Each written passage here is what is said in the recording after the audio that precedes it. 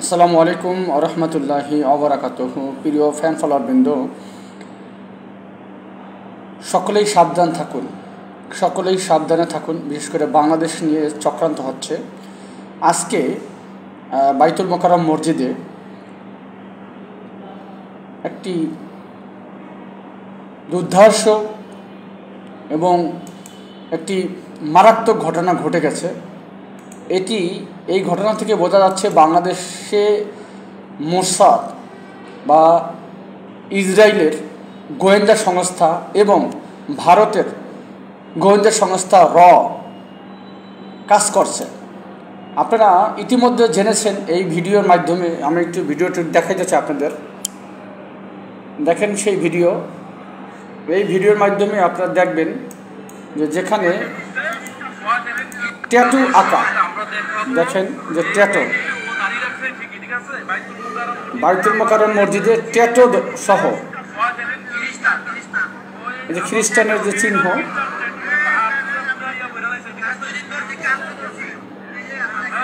এই যে দেখেন তার এই যে লোগো ট্যাটু করা খ্রিস্টানদের, এটা ধরা পড়ছে। এবং এই ঘটনা বাইতুল মোকাররম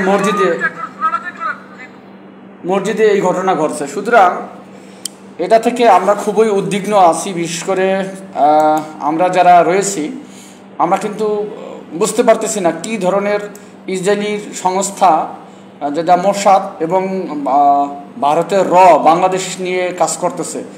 এই জন্য আমাদের অবশ্যই সতর্ক থাকতে হবে, কেননা তারা বাংলাদেশের সকল গোপন তথ্যগুলো তারা জেনে যায় এবং বাংলাদেশ নিয়ে বিভিন্ন ধরনের অপ্রীতিকর ঘটনাগুলো তারা ঘটিয়ে থাকে।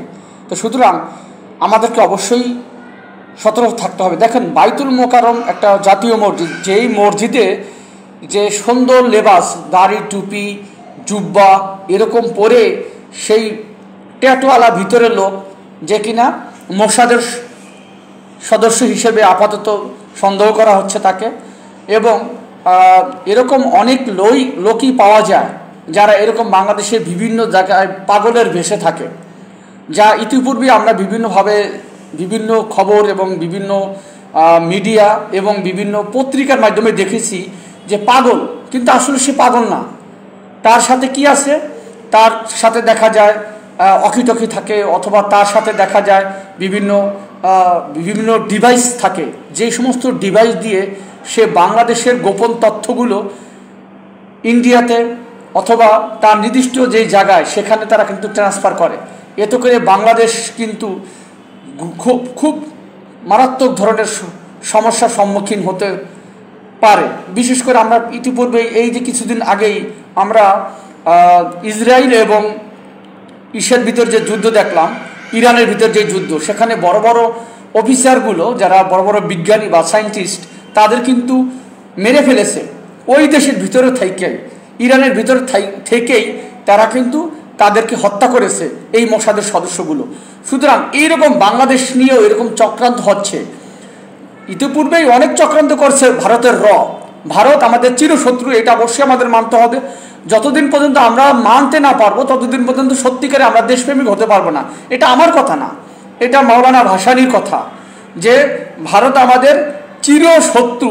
এই শত্রু যে তারা আমাদের চিরশত্রু, যতদিন পর্যন্ত আমরা এটা মনে প্রাণে বিশ্বাস না করবো ততদিন পর্যন্ত সত্যিকারে আমরা দেশপ্রেমিক হতে পারবো না। এটা আমার কথা না, এটা মাওলানা ভাসানী, যে বাংলাদেশের সবচেয়ে বড় একজন রাজনীতিবিদ, তার কথা। এটা শেরে বাংলা একের ফজলুল খায়ের কথা। এটা সত্যিকারের প্রত্যেক দেশপ্রেমিকের কথা, যে ভারত বাংলাদেশের চিরশত্রু। এরা কখনোই আমাদের ভালো চায় নাই।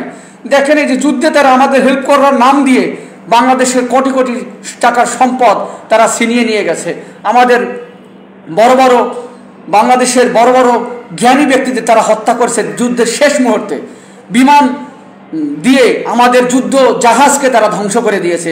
মতিউর রহমান মতো একজন ব্যক্তি, তারে টাকা হত্যা করেছে। এরকম বিভিন্ন ঘটনা তারা ঘটছে, আমরা দেখছি, আমরা ইতিহাস থেকে জানি। সুতরাং এরকম বড় বড় বাংলাদেশে স্কলারদেরকে তারা হত্যা করছে। তো সুতরাং আমাদের অবশ্যই সতর্ক থাকতে হবে।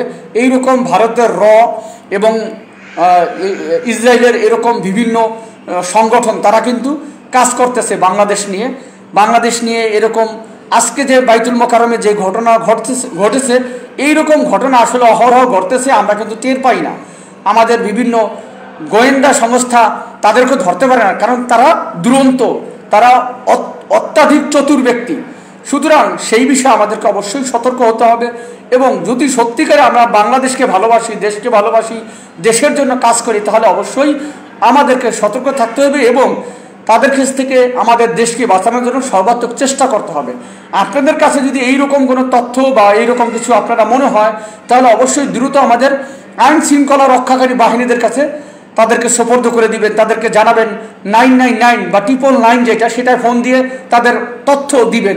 আশা করি আইন শৃঙ্খলা রক্ষাকারী বাহিনী তাদেরকে ধরে অবশ্যই তারা আসলেই সে কি ভারতের গোয়েন্দা সংস্থা অথবা ইসরায়েলি গোয়েন্দা সংস্থা অথবা অন্য কোনো দেশের গোয়েন্দা সংস্থা, সেটা অবশ্যই তারা আইডেন্টিফাই করবে এবং সে অনুযায়ী ব্যবস্থা নিবে। আপনারা অবশ্যই সতর্ক থাকবেন। এখন আমরা জানি না আজকে যে ঘটনা ঘটছে, যেটা ফেসবুকে ভাইরাল হয়েছে, যে এটা যেই ভিডিওটা আমরা দেখাচ্ছি, যে এই ভিডিওটার মাধ্যমে দেখা গেছে যে এই যে দেখেন, এই যে ভিডিও, এই যে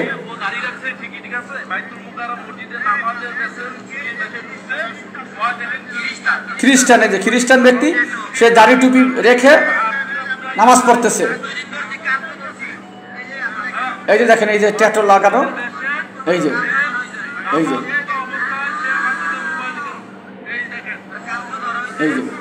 নামাজরত অবস্থায় তাকে ধরা হয়েছে এবং সে বিভিন্ন তথ্য আজকে যারা ছিলেন। তো সুতরাং এরকম আমাদেরকে সতর্ক হতে হবে। তবে আমরা যেটা করব সেটা হচ্ছে আইন কখনো নিজের হাতে নেব না। যেহেতু আইন আছে, বাংলাদেশে প্রকৃত আইন আছে, সেই আমরা এই তথ্য যারা এইরকম আপনাদেরকে সন্দেহ হবে তারা আপনারা ধরে আপনারা অবশ্যই আপনাদের যে নিকটস্থ থানা রয়েছে অথবা 999 ফোন দিয়ে তাদেরকে ধরিয়ে দিবেন। কেননা আমাদের দেশ এটা আপনার আমার সকলের দেশ নিয়ে চক্রান্ত যারা করবে তাদের বিরুদ্ধে অবশ্যই ব্যবস্থা নেবেন। এটা সে যেই হোক না কেন, আমাদের দেশকে আমরা ভালোবাসি, ইনশাল্লাহ আমরা আমাদের দেশের জন্য আমরা সবসময় আমরা কাজ করব। সেটা সকলেরই কাছে অনুরোধ আমার, সেটা হিন্দু হোক, বৌদ্ধ হোক, খ্রিস্টান হোক, মুসলমান হোক, যেই হোক, সকলের কাছে বিরতভাবে অনুরোধ করতেছি, আপনারা আমাদের দেশের সম্পদ, আমাদের দেশের যাতে কোনো ধরনের ক্ষতি না করতে পারে এই ধরনের ভারতীয় অথবা ইসরায়েলের গোয়েন্দা সংস্থা যেটা মোসাদ অথবা অন্য কোনো দেশের গোয়েন্দা সংস্থারা, সেজন্য অবশ্যই সতর্ক থাকবেন।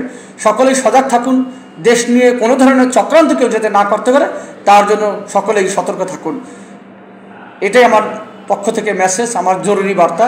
আপনারা ভালো থাকবেন আর দেশের জন্য দোয়া করুন। আল্লাহ সুবহানাহু ওয়া তাআলা আমাদের দেশের রাজনৈতিক যে অবস্থা সেটার সঠিক একটা ভালো যোগ্য ব্যক্তিকে, বাংলাদেশের ভবিষ্যৎ দেশপ্রেমিক ব্যক্তিকে যাতে প্রধানমন্ত্রী হিসেবে আসতে পারে এবং আমাদের দেশের জন্য কাজ করতে পারে, সে যেই দলের হোক না কেন, যে সত্যিকারে এটা আল্লাহর কাছে নামাজের পরে দোয়া করবেন, সেটা আমি জানি না সে কোন দলের হতে পারে, যেই দলের হোক না কেন, যার দ্বারা আমাদের দেশের উন্নয়ন হবে। আমরা জানি না সে কোন দলের, আমরা ব্যক্তি চিনি না, আমরা কোনো মানুষ চিনি না, আমরা চিনি ওই ব্যক্তি যার দ্বারা আমাদের দেশের উন্নয়ন হবে, দেশের মানুষের উন্নয়ন হবে, সকলে মিলেমিশে এই সুন্দর দেশে আমরা থাকতে পারবো। তার জন্য নামাজের পরে দোয়া করবেন। ওইরকম একজন যোগ্য ব্যক্তিকে, ওইরকম যোগ্য নেতাকে আমাদের দেশের জন্য আল্লাহ সুবহানাহু ওয়া তাআলা নিযুক্ত করুক, যার দ্বারা আমাদের দেশের উন্নয়ন হয় এবং দেশের মানুষের উন্নয়ন হয়। ভালো থাকবেন, ভালো লাগবে ভিডিওটি শেয়ার করে। আসসালামু আলাইকুম ওয়া রাহমাতুল্লাহি ওয়া বারাকাতুহু। আল্লাহ হাফেজ।